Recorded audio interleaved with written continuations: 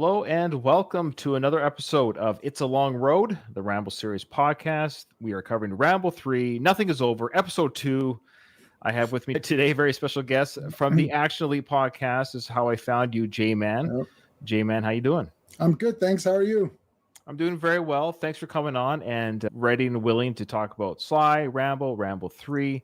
Before we get into all that chatter, let people know where they can find you on your many projects. Okay, so I got a YouTube channel. That's primarily my thing. It's at jman77.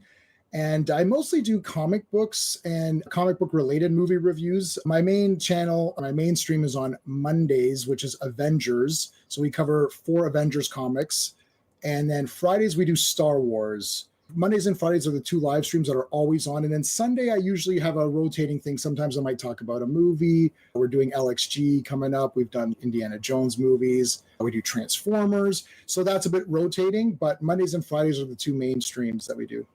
That's awesome. Now, for our audio listeners, I'm going to have to explain this, but for our visual watchers, they can see very clearly. Jay, you have behind you a plethora of toys and collectibles. So what we're going to do for the next 7 hours is you're going to pick up each one and tell me what each one means to you. And then there's it continues on forever. Oh, boy. I dare say, don't tell me the dollar amount, but over the years, lots of money for the I probably estimate this as maybe half of my actual collection. A lot of it is in my storage locker. Wow. I've got about 44 short boxes of comics, so you can do the math. I don't know, it's a couple hundred or 200 or 300 per short box, so whatever it is times 44 or whatever, you can figure it out. We're about the same age, and I didn't collect comics. I enjoyed them as a teen and young teen, but there was one comic. I'm a bit of an underdog guy in that I never collected or bought Spider-Man, Batman. Right. I did actually bought and have the first print of the Batman versus Predator. Oh, nice. Yeah, I have those still, and they're pristine condition. And I have Robocop versus Terminator. Oh, nice. But what I collected, I just bought it on a whim. I don't know why. Excalibur. Yeah. I have all the first print of Excalibur, the first 75 issues. Wow. I didn't know you're a comic guy. I would have brought them out to show you. I just bought it as who are these guys? And I fell in love with Captain Britain and everyone in that. And I loved Excalibur. I had Nightcrawler from X-Men, of course, and Jean Grey. Rachel. It was Rachel. Was it Rachel who was Phoenix at that time? Yes. Yeah, that's right. Rachel. And then Captain Britain had this girlfriend with blonde hair. I forget her name. Yeah. She was very, very bosomy, which I appreciated as a. And the green. What the hell's her name? Megan? This is I think it's Megan. Yeah. I do like X-Men. Never read Excalibur, but the artist is great. He did the last run of the Batman and the Outsiders, which we just covered on my channel a few months back. Same artist. Awesome. Yeah, so we're nerds. At the end of the day, we're nerds, but you know what? It's fun. It's good fun. Jay, do you have a fandom of Sylvester Stallone as an action hero or as a movie star? What's your fandom of Sly? Yeah, obviously I love Stallone. So I went back and watched some of I watched them on YouTube, some of your podcasts there. Owen was talking about Stallone and saying like how he's like your top guy. I think he would be considered the top action guy. I've got about 4,000 movies, Blu-rays, DVDs, whatever. I've got like a massive collection. And I had 1,000 that I sold because it was just getting overwhelming. And I think I own every Stallone. Okay, so I own every Van Damme, every Stallone, every Schwarzenegger. I think I have every Stallone. I might be missing 1 or 2 weird ones where I just didn't get Rhinestone or something. Like I don't, Party like studs or whatever. Yeah, but like Schwarzenegger, all of it. Van Damme, all of it. Nice. The real Seagal ones, the first 7 or whatever it was. Some Dolph Lundgrens, and I think Sylvester Stallone even is on top of everybody. Schwarzenegger is my personal hero. I've read his bodybuilding book. Conan the Barbarian is my favorite film of all time, not in a joking way. That deserves a proper hardcore HBO reboot or something. That character needs to be properly investigated. Yeah, I agree. And Owen mentioned this point, and I completely agree with him, which is that even though Schwarzenegger has this great pantheon of movies, it's like the Terminators and Total Recon Conan, which is my favorite. Stallone, because of the behind-the-scenes work, in addition to the on-screen performances, makes him a little bit edges him out and puts him on the top because Rocky's a completely original character that has spawned the 6 films plus the continuation to the Creed films. Rambo, of course, is based on the novel. The one book, which Stallone has really created another franchise. So you got Rambo, Rocky, both with R's. They're both equal. They've both become the genre adjective. It's like, oh, what's this movie about? Oh, it's like a Rambo movie. Or it's an underdog story like Rocky, the same idea.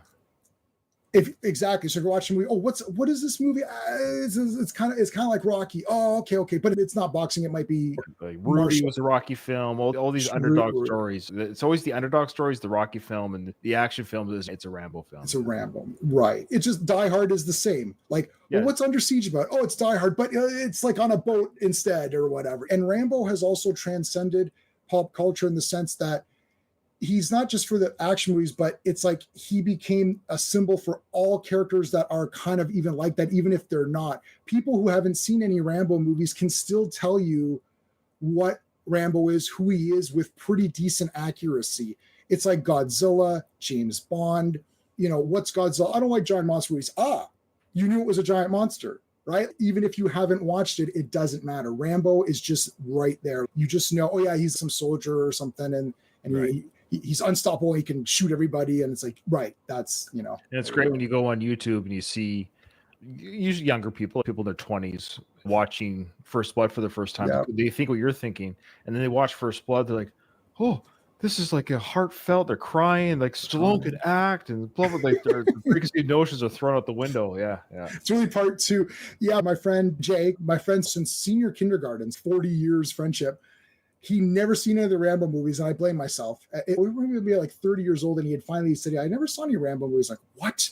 So we watched part 1, First Blood, and he was completely stunned, blown away, exactly what you're saying. These Gen Zs, or what, I don't know what we're on now.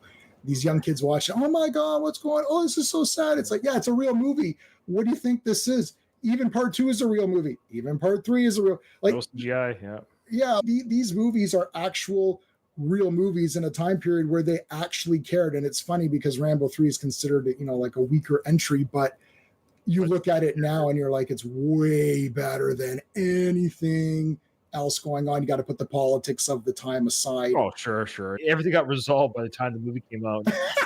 Yeah. You gotta be kidding me. So yeah, I ignored that. So who cares about that conflict anyway? No. Well, it's a bad guy regime. All you got to know is that there's the villains of the piece, there's the rebels of the piece. That's right. Rambo is inserted in the story. But the story's old this time, regardless. It doesn't matter. The players. Exactly. I actually put a clip of it on my Twitter or X of Troutman talking to the Russian leader, and when the Russian leader was trying to get the missiles out of him, and they had that whole dialogue about war and peace and prisoners. And I actually said on the post, I said, plug and play your countries. It's the same conflict. If this movie came out in '88, yes, it was Russia and Afghanistan. Not to get political, so I won't say which countries, but you could plug and play any country you want into that dialogue, and it works because that's the plight of humans, unfortunately. Yeah. Plus, you could change the perspectives. You change Rambo. Okay, let's say he's not American. Change him to something else we won't say, and then that story works anyways. Rambo 3 is the most perfect in the sense that almost anyone can grasp it. Versus part 1, look, part 1's obviously the best. We're not being silly, but anyone can plug and play Rambo 3 and be like, okay, I get it. It could be this country and that country. And if it plays in a country, you can pick the other 2 countries because Rambo is still outside of the 2 factions. So you can put your guy, whatever country you're in, you can put your guy, this is our soldier in this conflict somewhere else. And that kind of works that way, which is why they didn't play too much into let's get the politics out there. They said the names because, we know the names are, right? Even in that time, I don't know, I can't remember how old I was, like 11 or whatever. Yeah. Even then, we knew who the bad guys. Yeah, when we were kids, Russia was always the bad guys. Russia were the bad guys. I don't know if anything's changed all that much. I don't think they're the quote unquote good guys right now, but they were okay for a bit. They kind of got themselves out of it, and then they brought them. So they were like, no, we got to get back into the movies, and let's just get right back. All right. Now, of course, you're a Sly fan, you're a Rambo fan, so yes. We can kind of get right to Rambo 3 talk. When was the first time you saw Rambo 3? Do you recall? Did you go to the theaters, or was it VHS? No, it definitely would have been VHS. I don't remember when the Sega Genesis game came out. I loved that game. I loved it. If I were to guess, 89, 90. At the latest would be 90. 90, yeah. So 89, I saw Batman, obviously, in the theater. Saw that three times. And then, so I wouldn't have seen Rambo. There's no way I would have been able to go to see Rambo. So it's definitely on VHS rental, which I owned 2 and 3, the actual cassette tapes. I had about 500 VHSs at my highest before DVDs came out, and I moved over to that. And then I think I taped Rambo First Blood Part 1 off of TV. I think I saw them in order. Like I'd seen one, two, I saw them. yeah. Yeah. So let's say 90, whenever it would have been available to rent, I would have rented it. Yeah, it would definitely by 89, because back then, of course, movies did play in the theaters a little bit longer. They took a little bit longer to come out on home video. Okay, cool. Now, let's get into it. We're gonna talk about certain scenes as we get into it. You saw Owen, and I felt bad. Owen, your friend and co-podcaster on the Actual Elite podcast. I think he was sweating a little bit. He's like, my friends are to see me play this game, and I'm supposed to know these films so well. And I told him I haven't seen this film in 2 years myself. Right. So when was the last time you viewed it? I reviewed it again for that stream for Owen. So whenever that was, and then I watched it again this week. Oh wow! Listen, I know there's the quiz coming. If I fail the quiz, I fail the quiz. It's like there's no failing. We're here for fun. We're here for fun. It's Rambo. My quiz is over. To be fair to Owen and the other co-hosts that come on, as the host, I'm not going to rewatch this movie for the quiz because I'm just going to see what I get, and I'm surprised I even got the mark I got the quiz. So here we go. You ready for the first question? So first question. All right. Okay. Where do the Soviets intercept the team? Before I start, let me say this is, of course, comes from this book. Rocco, he did this book and a Rocky trivia book that we've used for our podcast. He's from Windsor too. Oh, awesome. Yeah, it's on Amazon, amazon.ca. So I always tell everyone, buy it, support this young lad's work. This is how I look at it. We got a young guy who's a Rambo and Rocky fan, Sly fan. And this is really cool that he did this project himself. And I always want to say, buy his book, support him, guys. Okay, so here's the question. All right. Where do the Soviets intercept the team? Now, I suspect he's referring to Troutman's team, that first mission. Right, where they go. Okay. Do you think Rocco was asking, was there a geographic land that they got caught in? Is that? There's a section where they show you a location on the screen, like blah, blah, blah, outside of whatever. Okay, so, I can't remember. I just know the two countries that are at war with each other, so I know what time of day it was. Is this a no notes allowed? Because I may have actually written that down coincidentally.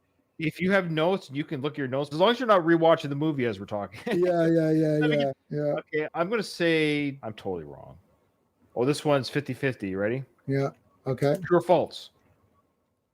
Rambo disagrees with Troutman when he says they are getting soft. Okay, yeah, I know the answer to that. Is the he referring to Troutman says this or Rambo said it? I know who says it. Troutman says it. So Troutman says they are getting soft. Does Rambo disagree or agree with that? I'm just guessing. Okay. Who informs Rambo about the team getting captured by the Soviets? Okay. I forget the character's name, but I know who it is. Yeah. I can name his character on several other things. I think it counts. We all know who the character is. If you can pick him out in a lineup, that's what we'll do with that. Right. How does Rambo navigate the minefield? Okay. How does he navigate the minefield? Okay. Reminds me, did you ever see that movie Dune, the Dune movies? I've read the first 4 books of Dune. I've seen the movies. I've seen everything. I think I have every action figure from Dune, even the worm that came out. Yeah, so I'm a Dune guy for sure. I was just thinking that's how Rambo did it. Imagine Rambo does the same movements in the sand with his feet. What I like about the Dune films is it brings my faith back into filmmaking again, where we have these big epic. You could have epic films that are on a grand scale and still be like good dramas and storytelling and writing. It does have CGI, but the CGI doesn't run the film. The film uses CGI to tell the story. Yeah. And they're good books too. Yeah. I've read the books that are going to be the films. That's all I've read so far. Yeah. Okay. Well, book 4 is awesome. The 5th book, I had to start over again. And there's like 30 books or something. Yeah, so there is. Yeah. So wait, what question are we on? 5? We're on the next one. Yeah. Okay. What does Troutman say the difference between Rambo and God is? Oh, that's easy. Is this what he's talking to the Russian leader? Yeah. Okay, that's right. Okay. Who do you think this man is? God. Yeah. This is funny. I think I got the answer. Yep. Where does Musa say the Americans are being held? Where does Musa say the Americans are being held? This is a guess. I mean, I'm just going to write something generic. Yeah. All right. How many more men are coming with Rambo and Musa on their mission? Wow. How many more men are coming with Rambo and Musa on their mission? Okay, I think I know. According to Zayson, who was the first American to be captured in Afghanistan? Oh, okay. Oh. How many prisoners survived Rambo's helicopter crash? How many prisoners survived Rambo's helicopter? Oh, that's tough. I'm going to give it a guess. And when it comes to numbers, I think it's the only number we have. It's whoever's closest, and you can go over. But if it's a tie, then it's Right. whoever didn't go over. Okay. Right. Okay. All right. Well, you ready? Drum roll. Here's the answers. Right. We'll discuss the. Oh, nice. I think I might actually get the first one if you allow it. Question is, where do the Soviets intercept the team? I think I said 50 kilometers outside of the Afghan border, or there was a name called Peshawar. I don't know if that was I can't remember how it was spelled or said. We both got it. The Rocco answer in the book is just over the border, and I wrote just past the border. Right. Soviets intercepted the team just over the border.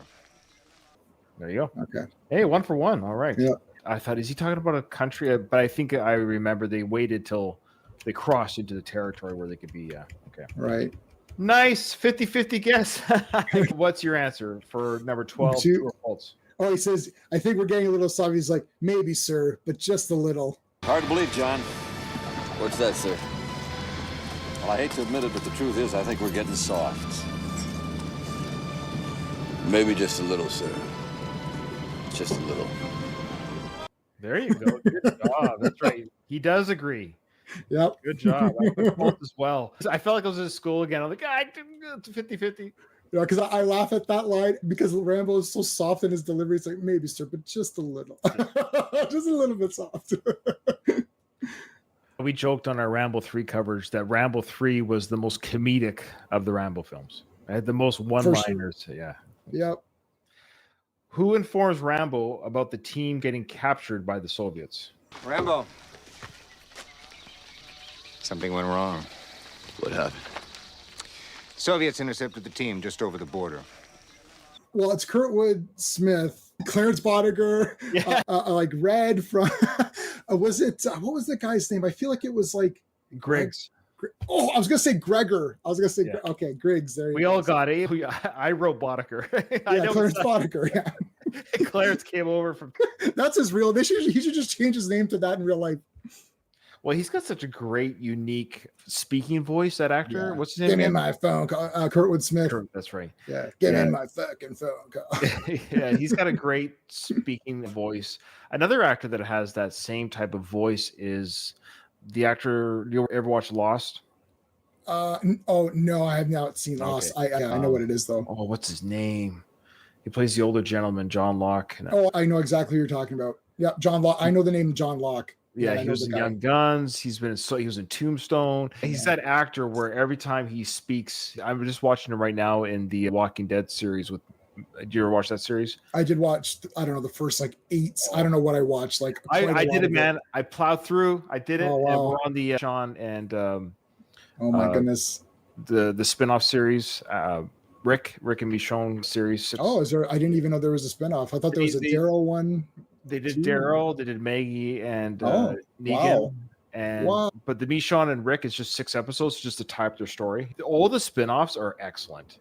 Wow. Like, they're high-end excellent. They're high-end excellent. They really were able to reboot and not reboot because re-energize it, yeah, rejuvenate it or Okay, yeah, Boddicker. We talked about RoboCop a couple times, and I haven't yet on our Action Heroes podcast network. I haven't reviewed that film in a long time. To this day, that is still one of the most brutally violent films of all time. There's something uniquely violent about the film. You watch the John Wick films, or even Ramble 4. There's something uniquely brutally violent about RoboCop, don't you think? Yeah, there's not much regard for life in it. And it's not done in a cool way. Like when John Wick is killing people, you're like, that looks cool. When RoboCop or like, let's say Ed 209 is killing, the business guy, it's like, you're like, it's murder. They're just like, well, life in the big city, and there's no regard for, it's like, well, he died. Okay. Tough break. And then they look at it as opportunity to advance, right? It has nothing to do with anything. The human life doesn't mean anything, and it's brutal and they don't care. And it's not like any of the Rambo movies where he's killing people, yes, but there's still either meanness to it or sadness to it. They're just like, that's life he literally says, that's life in the big city. It's like. And that's what makes RoboCop such a great film is it stands up because it's so brutal. And then it has these really great dark comedy moments. And then it has great acting and great antagonists and the whole like moral code of the the company owning the law enforcement, but That's then awesome. it just holds up. The suit is amazing. And that film is just. But when Murphy gets killed, the whole that right, whole it's scene, disturbing. it is. Yeah, they're enjoying it. They're having fun with it. I believe you said this on one of them, maybe the only one. To this day, for me, it's really disturbing. And I've seen all the Terrifier movies. It's a different kind of. It's weird and weird how it holds up in a good and terrible way. How the Robocop violence just, Yeah, I saw it when I was 12. Yeah, me too. I rented that, and it's like Road Warrior, like all these movies I just saw. Like I think I saw Temple of Doom and Robocop in the same weekend. That's awesome. Which is awesome. I take Temple Doom's the best indie film. I don't care. Me too. Yeah, it's also the first one I saw, so I saw them in order. Yeah, I love how it's arbitrarily a prequel to Raiders. It's such a weird thing. He goes to hell, rises up. He was Rene Belloc. He had to go to hell. He went to hell, learned, came out a hero, saved the kids. That movie is a masterpiece. The action is great. There's a lot I could say about that. But I'll say this to the end of time. Indy's a better character than Han. And I think so too. And that scene with Harrison on the bridge with the rope, there have been few men, and I'm a straight man, and I'm just saying this, that is the most manliness, studliness look anyone's ever had when he's talking on the bridge with the sword and the ropes. Yep. That sequence of Harrison is just peak Harrison, peak manliness. There's something, I don't know what it is. And the way it's shot and the way it looks, you can't do that anymore. I don't know what it is. There's a statue of him on the bridge. I've got a statue of that right there. Where do I see it? Do you see my finger pointing? Oh, there it is. Yeah. Okay. Oh, can you not bring it to the camera? You can bring it. It's like embedded in there. Oh, all my Indiana Jones stuff. But I've got the one from him running from the boulder and then him cutting the bridge. The two big iconic scenes, some of the best scenes ever. That rope bridge is one of the most exciting. And that comes after such a long, drawn out chase that you're just... I love that film. I think the reason why I do like it is because I admit I'm a bit of a horror fan. Me too. And so I like the elements of the horror, the mystique, and it's like anyways, well, look at us. Yeah, you're gonna need to make this an hour longer. Oh, I know. Okay. Okay. Where's the next one here? Oh, minefield. Yeah. How does Rambo navigate the minefield? It's not the dune walk. No. What did you put? I just said he crawls and uses his knife to try to dig out the things. He's got a helper with him. He's got the one guy with him. Yeah. I don't know how else to. That was it. I love that sequence. He's just like poking the way he did this, like the angle with his knife is somehow it's like this. It's like, to not. He did it though. Yeah. Okay, that's right. Yeah, I think we're doing pretty good so far, funny enough. What does Troutman say the difference between Rambo and God is? God would have mercy, he won't. At sunrise, I will hunt him down and have his skin hanging on the wall. You don't have to hunt him. What? He'll find you. Are you insane? One man against 3 commandos. Who do you think this man is? God. Oh, God would have mercy. He won't. Who do you think this man is? God. I would have said, well, Old Testament God and Rambo are very similar. Yeah, that's true. Yeah, that's true.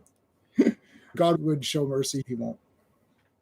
Now, see, this one's interesting. Where does Musa say the Americans are being held? I wrote Russian prison camp. What did you write? I just wrote underground base. I have no idea. That was just a generic answer. I don't know. Well, let it go to the judges. I said Russian prison camp.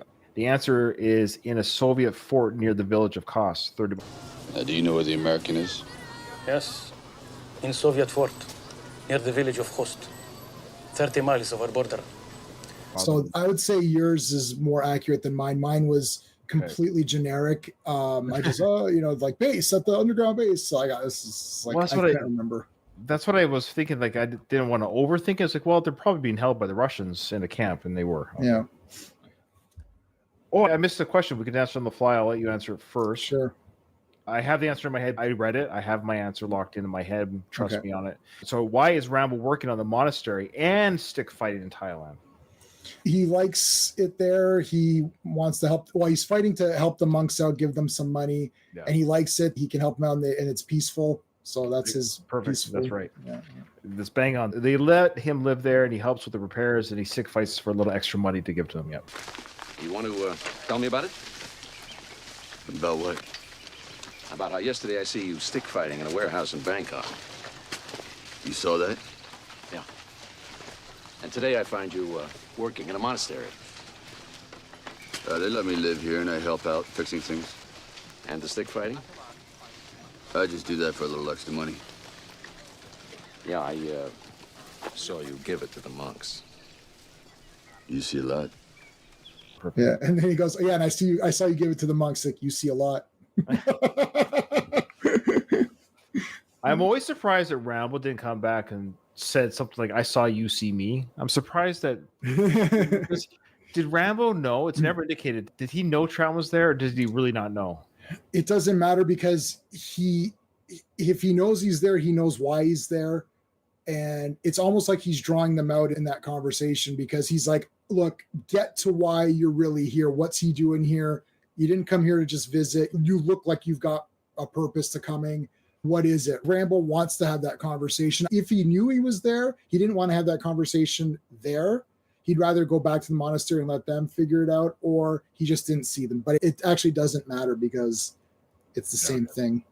The thought just occurred to me, actually, just as we're talking. It's like, I don't think I ever discussed the fact that he ever even know they were there. All right. How many more men are coming with Rambo and Musa on their mission? What's your answer? I just said 4. I thought because he said I need 4 men, but I don't know if it's going to be there's one where it's like they have 10,000 men, but that's at the end. So I don't know. I think I wrote none. None. Can you tell me how many more men come with us? There's no rescue team. It's just me. Just you. Come on, this is no good. I cannot take only 1 man to the fort. You need more men to help. Griggs said you take me in. Take me in. none. Okay. With the 2 of them. I'm 8 for 8 here. Yep. Holy smokers. I really bombed the first one. So I'm just counting the questions here to make sure we're not overdoing them. 1, 2, 3, 4. Yeah, 2 more. According to Zayson, who was the first American to be captured in Afghanistan? Troutman he says, is the first. You're the first American to be caught. Congratulations. Congratulations, yeah. Do you realize you're the first American captured in Afghanistan? Congratulations. And last one, how many prisoners, I guess on this, how many prisoners survived Rambo's helicopter crash? I think it was 4. I said 5. Oh. Drum roll. Oh, look at you. Was it 4? 4, yeah. Nice. Oh, wow. I got 9 out of 10. I put 4 for both answers because Rambo says I need 4 people to come with me, and then actually none of them come. That was the question that I missed. I was trying to think because they're huddled. They're like, oh, you stay here. They're like all huddled in that corner. And I was trying to think in my head, how many were there? 4? It's like, so. Did I get 8 out of 10? I think so. I got 9. Wow, that's not bad considering I have not seen this movie. Like I said, it depends on the questions. Like it just depends on the. And I almost went lower than 5, but that's okay. It just shows you folks that I don't cheat. I could have easily said, yeah, I said 4 as well. Yeah, it's 4. Yeah. All right. Here's a question. Mm-hmm. What is a key scene or one of your favorite scenes in Ramble 3? There's a lot. I like the stick fight in the beginning. Ramble 3 is like a perfect setup for an action movie. You have a little fight in the beginning. You have a quick setup. And then you get right into the meat of it, a little bit of backstory of the plight of the whatever the people are in this one, Afghanistan. And then you get to the action. Then it's just full on action all the way through. You have a big fight at the end. And I know you guys did the rankings and stuff like that. The way the music ties in the very beginning with the stick fighting, because he's got the Rambo theme and he's doing the bandana and everything, or the head. And then it's like, and he turns in it and the music stops. It didn't fulfill the rest of that song, and it just stops here. Oh, Rambo's here. It's like he's stopping the music now. It's like no. Okay, Rambo's here. Here we go. And you got the stick fight. There's a lot of great scenes. He doesn't have much dialogue, but I love all of the dialogue because it's spoken in a soft way. Yeah. And he draws you in by doing it that way. You're like immediately on his side. You know, it's got to end sometime. I don't know what you think of this place, but I like it here. Troutman's like trying to get him. I like that Rambo says no. You know he's going to say yes because there's no movie. The fact that he says no is still playing to Rambo because, like, look, I already did my Vietnam stuff. It's done. Why am I now inserting myself into other problems? It's got to end for me. I like that scene. It gives the carpenter thing or the sculptor thing there. We just chipped away the pieces. I'm not sure if that's actually true. It is true, sort of. He does have that innate warrior spirit and ability, but they did throw him into these situations. You asked me, I didn't ask you, right? That's actually the weakest part of that film, actually, was Troutman telling him, no, you're a mess in the head. You're always going to be a messed up warrior. I never liked that because I don't think so. Because you go from the Troutman, the first one where he's holding Rambo, he breaks down. His legs. You got that guy, and now he's at peace, literally working on like Buddhist statues and peaceful life. And Troutman's like, nah, you're always a killer. You're always going to be a killer. Like, geez, man. That was to get him. I think but that's what I mean. That was government Troutman. It was actually, I have to say, it's unfortunate that this is his father figure, so to speak, and the last image of Troutman we have is unleashing the beast in Rambo, and that's not who he wants to be. Yeah. Troutman, he was being very selfish. He needed Rambo on that mission, and he said what he had to say to get him, but I don't buy it. It may have gotten to Rambo a little bit too, which I don't like that he's sort of, but Troutman's a weird character for me. Yeah. I feel like, he is a bit of a government stooge guy. And he kind of is, though. He wears that uniform at the prison, like in part 2. Like he's really, like he's by the book. I think he admires Rambo as a weapon. I don't think he admires him as a person. I think he admires him as a weapon, as a perfect weapon. Yeah. I think he cares about Rambo as much as he can use him. But I think with Troutman using Rambo, it's not selfish in the sense like he almost admires it like a car that he rebuilt. Right. Yeah, that would have been maybe a better analogy, but then that wouldn't have kind of got to Rambo. And I think Rambo, because he's he's actually a nice person. Yeah. He's a nice guy, and that bothered him. But he did have enough like kind of willpower to say, you know what? No, I'm not going. And then it's only when Troutman. But if it was successful, Troutman did a successful mission without Rambo, and he comes back and says, "Oh well, the mission went well. Do you want to get a cup of tea?" Rambo would be like, okay, well, I guess let's go get it. Like he wouldn't have gone to another war. He would have retired peacefully in Thailand. That's true. It's only because Troutman sucks. That whole mission was a disaster. Yeah, and he gets captured in 2 seconds. Yeah, I understand. Look, it's a movie too. No one's better than Rambo because that's the name of the movie. No one's better than John Wick because that's the name of the movie. Yeah. It's like that's the brand name that's the brand. The brand is Rambo. It's not Troutman. He's Superman. He's Superman. He's Superman. He's not going to lose anyway. So that's fine. I understand too that you're sort of like, how are we going to get this guy in the story? Because like part 2 concludes up and you're like, okay, that sort of closes up the Vietnam stuff. It's kind of done. How are we going to continue this character? Part 2 is always the most important in any franchise because if part 2 fails, it's done. Right. And if there's no part 2, then it's not a franchise. If there was only First Blood, we would not be doing this right now. No. Right. Yeah. You would have said First Blood. What an awesome movie. And then 30 years past, you'd be like, that was a really great movie. Right. But you wouldn't be doing endless. It would be like it would be his Copland. Yes. Yeah. I saw that one. I did see in the theater. Yeah, I saw that in the theater. But yeah, exactly. If there's just one Rocky movie, then you're like, oh, okay, Rocky's good. He doesn't become an adjective to describe sports films. Rambo doesn't become something to describe movies. It's got to be part 2 because part 2 is now where you draw everyone in. They're like, okay, because even if part 2 doesn't do as well, there'll be a part 3 because it did well enough to warrant a part 3. Because usually part 2s, well, the sequels, they try to make them a little bit more like you have to. Yeah. So Rambo 3, there's a great problem. I don't know if you've ever seen Sleepaway Camp. So Sleepaway Camp Part 3, there's a character in it. And they're at the campfire. It's a slasher. It's like a Friday the 13th ripoff. Okay. And they're asking people what their favorite movie is. And the one guy says, I love movies that make America look good, like Rambo Part 3. That's a great film. And he says that. And I remember I was like, oh my God, he said Rambo 3. That's awesome. Oh, that is great. That's fun. That's somebody who knows the Rambo films who wrote that line. Yeah, obviously. And that character is a bit of a goof, so they're saying it as a goofy thing. I'll pick your brain real quick here about the 4th Rambo film. I know a lot of people love it. And of course, I love all the Rambo films, but I have my issues with each one to a certain degree. I don't want to lead the witness. What was your feelings on the film? Do you think it was a complete film? I actually like all the Rambos. Yeah. Rambo 4 was the first one I saw in the theater. I saw it 3 times. So I'm going to go ahead and say I liked it. Sure. I loved it. I loved Rambo 4. I love Rambo 3. I love Rambo 2. I love Rambo 1. I love Rambo. He looks good. He's fighting guys. It's great.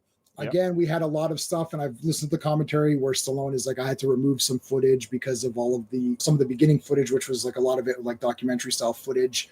And I listened to your points and Owen's points talk about it. I actually agree with a lot of your points, both of you guys, but it's tough because I was like, I'm watching this movie and I was getting like worked up and getting into it. And the thing is that it almost becomes like just like a revenge tale where you're like, okay, I just want to see him destroy everybody. The cops in First Blood, except for the one guy and Brian Dennehy, and we know his thing, they're dicks, but they're not like, he shouldn't kill them, right? This is the first time where I was like, okay, you need to obliterate everyone in here. And that is just my like adrenaline reaction. I'm sitting there watching like, F all these guys, kill them all. That speech where he's like, they don't give a crap about your stupid thing. You're going to come here and try to like, I don't know, help them out or you know, bring the Bible to them or something. Like they don't care. It's like their morality is on such a different level than your morality that it's never going to align even in the slightest.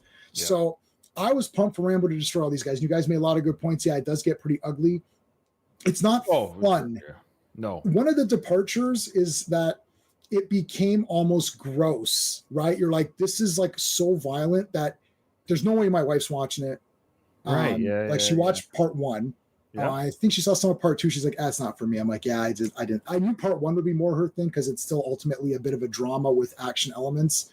Whereas part two is just like an action movie. I mean, like whatever. Send them in there. There's some dramatic parts, the Expendables line, of course.